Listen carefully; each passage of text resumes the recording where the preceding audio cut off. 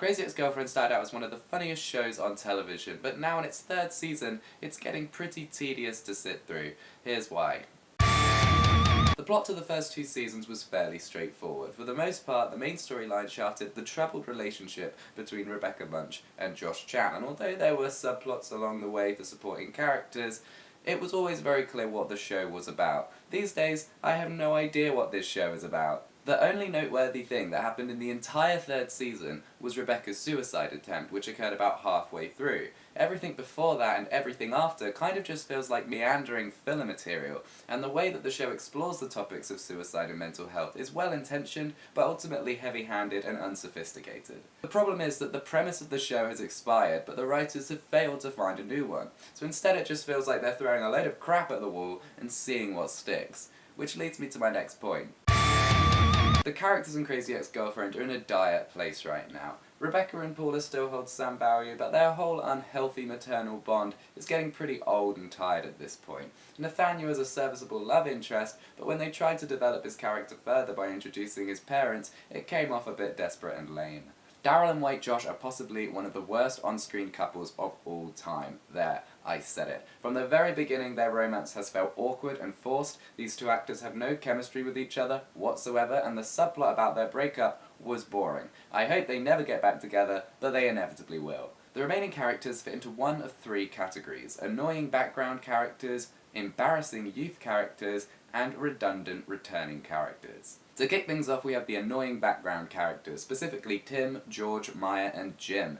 Now, these characters have been in the show for a while, but they were previously bearable because they were background characters. They'd pop up for a few seconds, and then they'd be gone. In Season 3, the writers have bumped these characters up a level, and the consequence is pain and suffering the likes of which the world has never seen before. In one episode, Tim has a lengthy subplot and musical number about how he's unable to make his wife orgasm. Do you remember when I said that most of this season feels like filler? Well, maybe now you're starting to understand what I mean. Aside from the fact that he's Canadian, we know nothing about this character, and we don't care about this character. Why are you devoting the B plotline of the episode to a dated joke based around a character that we don't give a shit about? There really is no logical answer. George pops up to give annoying advice to Nathaniel far too frequently. For a long time, the joke surrounding George was that no one could remember his name because he was so boring. Well, now he's still boring, but he's just in it a lot more. Yes, I can remember his name, but I'm never happy to see him in an episode. Maya is very annoying as well, but she also fits into the next category, which is embarrassing youth characters. Maya is an intern at Daryl's crappy law firm, so we can assume she's in the age range of about 18 or 19. The lines that she is given to say reek of a writing team trying desperately to sound young, but in reality, they just make me want to cringe so hard that my skull caves in on itself and I die. The epitome of this is in the final episode of Season 3, when Maya says on more than one occasion the phrase awkward turtle. Literally kill me now. People used to say awkward turtle when I was about 13 years old, but nobody says that anymore. Certainly not anyone over the age of 18. Hearing Awkward Turtle in the Season 3 finale of Crazy Ex-Girlfriend was not only the first time I had heard it in roughly 6 or 7 years, but also it was the moment when it dawned on me that this show is cringe level bad. Joining Maya in the embarrassing youth characters category is Heather, and oh my god, I hate this character so much. She's always been this kind of hipster girl with an attitude. She rolls her eyes, she's lazy, but she's got a heart of gold. It's an archetype that we've seen countless times, but in small doses, it can kind of work. Again though, she's pushed quite hard this season with two storylines. The first one being that she graduates and is sad about no longer being a student, and the second one being that she spontaneously decides to have Daryl's baby. Well, the first one was boring, but the second one was so fucking implausibly dumb that we're going to focus on that. Daryl is looking around for a surrogate mother to carry his baby, and when Heather hears about this, she instantly goes, yeah, alright. Doesn't put any thought into the decision, decides in the space of about 2 seconds, and without consulting her family, her friends, maybe a doctor.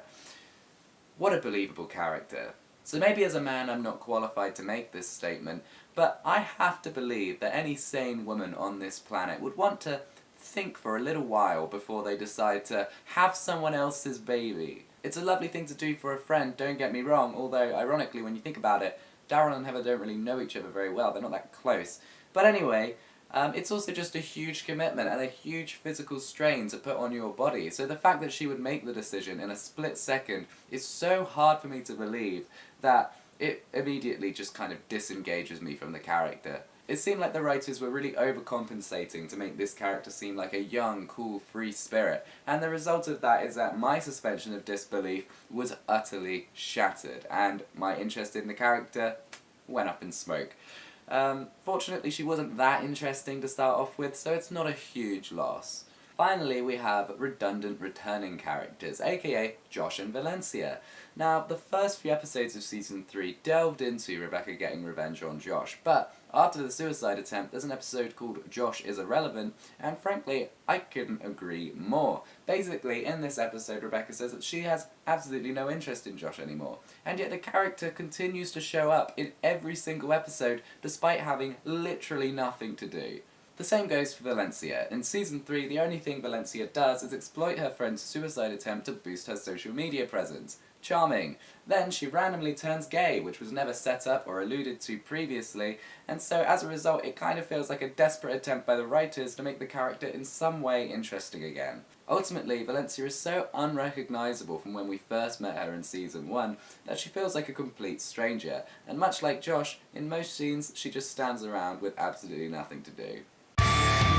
This is just a minor pet peeve, but in the Season 3 finale, Rebecca Bunch is a defendant in court. The judge asks her, how does she plea? And rather than just say guilty or not guilty, she turns her back on the judge and makes a 3-minute speech to her friends in the public gallery about how she wants to make them all proud. In a real courtroom, you can't just do shit like that. The judge would interrupt you and say, excuse me, answer my question, you stupid bitch. It's a personal problem that I have, but I just really hate courtroom scenes like that because they're so unrealistic. Whatever emotional moment the writers were trying to create there, I couldn't connect with it because I was too distracted by how implausible that scenario was.